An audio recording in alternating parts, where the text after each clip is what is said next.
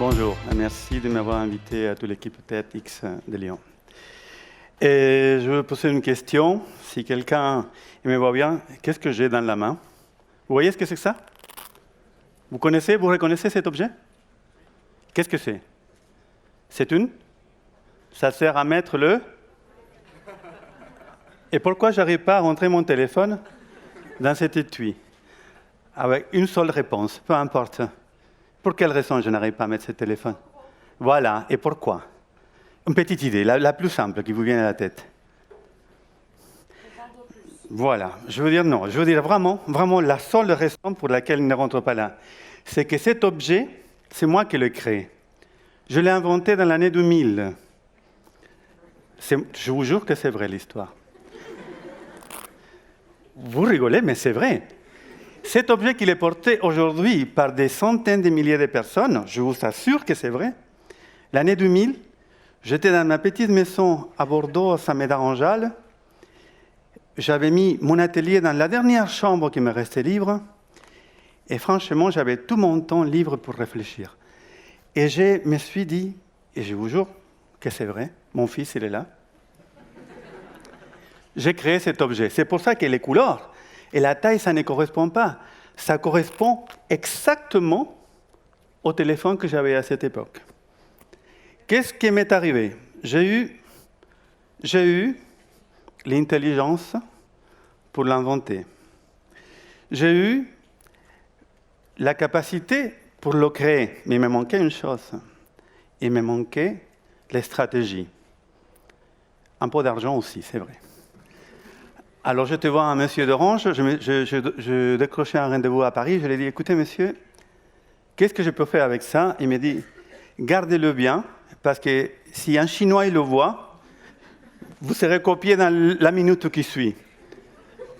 Et quand j'ai préparé cette conférence, j'ai fouillé dans la maison, j'ai dit, qu'est-ce que je peux amener pour commencer cette conférence? Alors, j'ai décidé de vous amener ça. J'ai inventé ça, vous pouvez m'y croire que c'est mon idée. Et je n'ai pas gagné un rond, et je n'ai même pas vendu un dans ma vie. Parce que quand je le créais, c'était trop cher. Et aujourd'hui, bon, tout le monde en a un, et ça coûte 1 euro, 2 euros. Donc aujourd'hui, on est là pour parler d'excellence. Voilà, je commence cette histoire pour présenter un peu mon travail. L'excellence, c'est une chose que tous nous devrions avoir dans la vie. Ça nous oblige à s'excéder, à être dans l'excession, d'être capable d'être meilleur dans chacun de nos actes. Évidemment, ce n'est pas la chose la plus simple. C'est un mot facile à dire, mais un mot très compliqué à mettre en place. C'est de passer d'une manière positive. C'est dans chacun de nos actes de notre vie, nous devrions réfléchir à chaque instant, qu'est-ce que je peux faire pour devenir meilleur? Quand on commence notre vie, on pense avoir un talent, on pense avoir un don, et on essaie de l'exprimer. Et c'est à ce moment-là qu'on s'est dit, bon, les premiers pas pour démarrer sa recherche, c'est se dire, c'est ce que je veux faire? Qu'est-ce que je veux devenir moi-même? Quel est vraiment ce que je porte dans mon intérieur? Et si on n'arrive pas à savoir qu'est-ce qu'on porte à l'intérieur, au moins être sûr de ce qu'on n'a pas envie de faire. Alors vous commencez à barrer des choses, tout ce que vous ne voulez pas faire, donc vous travaillez sur les choses qui vous restent à faire. Donc, c'est dépasser, c'est de façon excessive. Tu veux devenir un excellent sportif, bon, il faut s'excéder dans la gymnastique, il faut avoir une hygiène de vie, il faut avoir un régime, il faut s'entraîner tous les jours. Tu veux devenir un excellent chef, bon, il faut s'excéder dans la quantité de plats qu'on va cuisiner, dans la recherche de nouveaux produits, dans la façon de faire la cuisine dans des autres pays, apprendre pour devenir un chef d'excellence. Je passe à la deuxième slide.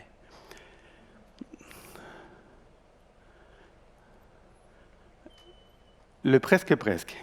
Ici, nous sommes devant une de nos premières, et moi en premier, pendant une partie de ma vie, j'étais le presque. C'est-à-dire, j'ai presque réussi, j'ai presque arrivé à le faire, j'ai presque séduit cette fille, j'ai presque eu mon diplôme, j'ai presque eu cet appartement que je voulais. Mais les presque, c'est des gens qui s'habituent au quotidien à juste avoir une excuse pour nous expliquer et s'expliquer soi-même pour quelles raisons ils ne sont pas réussis. C'est-à-dire nous, notre objectif dans l'excellence, c'est se dépasser soi-même, arriver à faire tout le nécessaire pour que cette presque, ça devienne oui, j'ai réussi à le faire. Et c'est à ce moment-là qu'on commence à prendre le plaisir de sentir la sensation qu'on n'est plus les presque. Parce qu'être presque, c'est rester au milieu. Et quand on s'habitue à rester au milieu, après, on a énormément de mal à se surpasser. Si tu veux obtenir un résultat différent, ne répète pas les mêmes actions. Ça paraît tellement évident, mais nous le faisons tous les jours. On sait que nous avons emprunté les mêmes chemins, on sait qu'on a fait les mêmes gestes, définitivement, on va obtenir les mêmes choses, les mêmes résultats. Il y a une seule chose qui peut nous apprendre un échec, c'est justement à comprendre qu'est-ce que nous venons de faire. Nous ne devons pas le faire encore une fois. Thomas Alva Edison, il a fait 5000 essais avant de trouver le bon filament pour que l'ampoule s'allume. 5000 essais. Si tu aurais arrêté aux 4000, 4500, ben peut-être aujourd'hui on serait la bougie. C'est-à-dire cet homme-là, il a eu la force, le courage, l'excellence de se dire « j'y vais ». Il a tout essayé. Mais qu'est-ce qu'il a appris? Ces 5000 échecs, que ces 5000 choses qu'il avait faites, il ne devait plus les faire. Vous voyez comme quoi on n'est pas né avec la science exacte. On est né avec énormément de doutes. Et plus on apprend, plus on a des doutes. Et plus on a des doutes, plus on apprend, plus nous sommes obligés d'aller à la recherche de cette réponse. Une fois qu'on a la réponse, le cycle il commence à se répéter. Donc on ne finit jamais dans l'excellence. L'excellence, c'est aller chercher toutes les réponses à toutes nos questions. Une fois qu'on a les réponses, on renouvelle les questions. Apprendre, oui, mais apprendre de qui? Ici, c'est très important. Parce qu'on s'est dit, bon, mais de qui je vais apprendre? Pour savoir de qui je dois apprendre, la première des choses, c'est savoir qu'est-ce que je veux faire. Je veux apprendre à devenir le sprinter en 100 mètres au monde, mais je veux aller chercher Usain Bolt. C'est lui, le numéro 1 au monde. C'est lui l'exemple au monde. C'est lui le recordman mondial. Alors c'est lui à qui je dois m'accrocher. C'est lui mon étoile. Je dois apprendre sa carrière, voir qu'est-ce qu'il mange, je dois voir tous les exercices qu'il fait. Et si je peux, et là je vous donne un bon conseil, faire tout le nécessaire pour le rencontrer, et le regarder dans les yeux et lui dire « Usain, dis-moi s'il te plaît, explique-moi comment tu fais pour courir si vite. » Et là, vous allez obtenir une vraie réponse et ne pas rester chez vous à dire « Ah, oh, j'aurais dû. » Elle est presque qu'on a dit tout le temps « Ah, mais si je l'aurais fait, il a passé devant moi. » Et puis on l'a laissé passer. Un journaliste il demande à Einstein « Quelle est la meilleure arme pour combattre la bombe atomique ?» Et celui il répond « La paix. » Là, nous sommes ce que j'appelle l'évidence. L'évidence de l'évidence. C'est-à-dire, tu veux arrêter de fumer, mais arrête de fumer. Ça paraît évident, mais personne ne fait ça. On se met des patchs, on se met des disquettes, on fait plein de choses, mais à la fin, on ne fait rien. C'est-à-dire, on continue à fumer, on achète les paquets de cigarettes et on continue à fumer. Tu veux maigrir, au lieu de te dire, toi, je vais arrêter de manger, parce que je continue à manger, je vais continuer à grossir. Non, on se met des machines, on tremble, on fait le PowerPoint et tous les trucs. Et finalement, qu'est-ce qu'il y en a? Mais on continue gros comme avant. Une fille, elle dit à sa copine, écoute, je fais un régime, et pendant un mois, il dit, combien tu as perdu? 30 jours, il dit. Oui.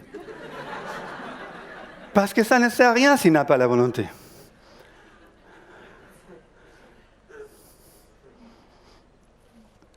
Nous serons le destin que nous aurons mérité. J'utilise Albert Einstein, qui c'est à l'honneur aujourd'hui. C'est-à-dire, chacun de nos gestes, ce que nous sommes aujourd'hui, c'est ce que nous sommes. Pourquoi je suis là? Parce que je me suis préparé, je me suis organisé. Vous savez ce que j'ai fait hier? J'ai arrivé hier soir pour être sûr d'être là. Parce que je me dis, bon, ça peut toujours arriver quelque chose. J'avais tellement envie d'être ici devant vous que j'ai dit, je prends un avion la veille. J'ai dormi sur place, j'ai passé une super soirée et aujourd'hui, j'étais là. Pourquoi? Parce que je suis aujourd'hui, c'est tout ce que je fais mes années précédentes, tout ce que j'ai vécu, chacun de mes gestes, il m'a amené à venir aujourd'hui ici, à être avec vous. Et je suis aujourd'hui l'architecte de mon futur. C'est-à-dire, à partir de ces moments-là, tout ce que je veux faire, c'est ce que je veux être dans 5, 10, 20 ans. Je suis le responsable de mes actes. Il faut arrêter de penser que le monde change, que la politique change, que le gouvernement change, que ma mère change. Ça, c'est sûr qu'il ne va pas changer. Je vous l'assure, elle est là. Elle est bien installée dans sa chaise, elle ne va pas vous embêter. Donc, commençons pour changer nous-mêmes. c'est faire confiance, provoquer la chance. Provoquer la chance, c'est la séduire. Mais une fois que la chance y passe devant vous, s'il vous plaît, attrapez-la très fort. Parce que la chance, quand ça passe, si on n'est pas prêt, il s'échappe. On la voit passer, on essaye de la saisir, et ça y est, c'est trop tard. Les gars, il était très beau, les filles, et ils voulaient vous inviter à danser. Ah non, mais voilà, il est parti. Et après, c'est trop tard. Et l'autre, il a pris, il était plus mignonne et plus astucieuse. Et la nuit, il est foutu, vous rentrez chez vous à saper avec votre copine, et j'aurais dû lui dire oui. Mais vous ne l'avez pas dit oui. Il l'a passé. Se préparer avant l'action. Évidemment, se préparer avant l'action, c'est élémentaire. Si on ne se prépare pas, comment on va devenir quelqu'un de bon? Si quand les choses sont là, on n'est pas prêt. Hein? Une fois, un ami m'a dit, écoute, je t'ai invité à côté de moi, j'avais Miss Univers, mais je ne t'ai pas préparé, avec ma femme à côté. Donc, c'est quand même, il faut se préparer. Ça. Sérieusement, et se faire confiance à soi-même. Je vais vous raconter une anecdote de Cartier. J'ai mis Cartier là parce que c'est une histoire personnelle. Une fois, j'étais à la Pyramide, au Louvre, et je me promenais, je regardais un peu la galerie du Louvre à Paris. J'avais changé, j'étais directeur Hermès et je voulais un nouveau poste. Et je reçois un coup de fil, j'avais envoyé plein de CV partout, et c'est la maison Cartier qui m'appelle. Le monsieur me dit, écoute, monsieur, c'est le dernier jour, demain c'est notre dernier jour, et je viens de voir votre candidature. Mais je suis à Genève, et j'étais à Paris. Et c'était le lendemain. J'ai dit, ne vous inquiétez pas, monsieur, demain je suis là. Alors, je rentre chez moi, 6 heures l'après-midi, j'ai laissé mes affaires, j'ai pris les derniers trains gare de Lyon pour aller à Genève. Je suis arrivé à Genève le soir, j'ai déposé mes choses dans l'hôtel, et au lieu d'aller me coucher, j'ai appelé un taxi qui m'a amené de l'hôtel à l'endroit où j'avais mon rendez-vous. Vous savez pourquoi? Pour ne pas le louper, pour être sûr que c'était ma chance. Parce que je devais être là à ce moment-là.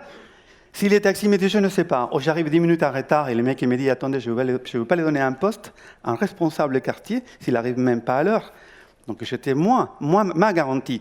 L'action, c'est préparé pour l'action. Là, je me suis préparé. J'ai eu le poste, je vous assure, je ne vais pas rester après parce que ça ne m'a pas plu mon poste, mais j'ai eu mon poste. C'est-à-dire, j'ai obtenu ce que je voulais. C'est important. C'est habitué à gagner. Un père, il a dit à son fils, mais mon petit, aujourd'hui, je veux t'apprendre à perdre. Il dit, non, papa, tu n'as rien compris. Je veux que tu m'apprennes à gagner.